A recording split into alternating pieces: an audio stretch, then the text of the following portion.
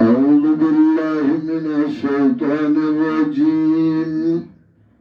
بسم الله الرحمن الرحيم.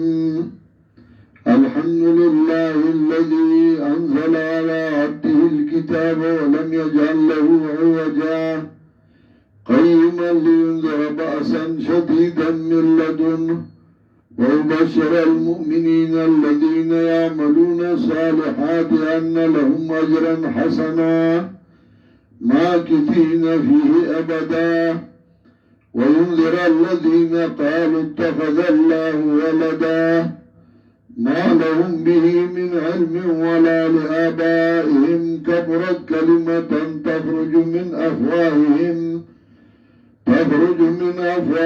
إن يقولون إلا كذبا فلعلك باخع نفسك على آثارهم إن لم يؤمنوا بهذا الحديث أسفا إنا جعلنا ما على الأرض زينة لها لنبلوهم أيهم أحسن عملا.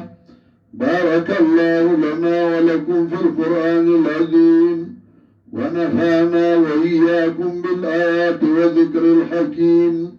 إنه تعالى ملك بر ورب رؤوف رحيم.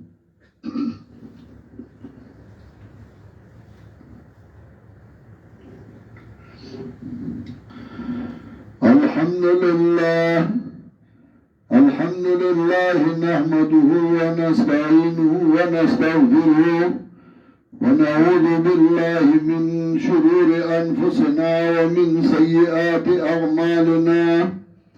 من يهده الله فلا مضل له ومن يضلله فلا هادي له وأشهد أن لا إله إلا الله وحده لا شريك له وأشهد أن سيدنا ومولانا محمدا عبده ورسوله صلى الله تعالى عليه وعلى آله وأصحابه وسلم خصوصا على أولهم وأفضلهم بالتحقيق سيدنا أمير المؤمنين أبي بكر الصديق رضي الله تعالى عنه وعلى أمير الناطق بالصدق والصواب سيدنا أمير المؤمنين عمر بن الخطاب رضي الله تعالى عنه وعلى جامع القرآن كامل الحياء والإيمان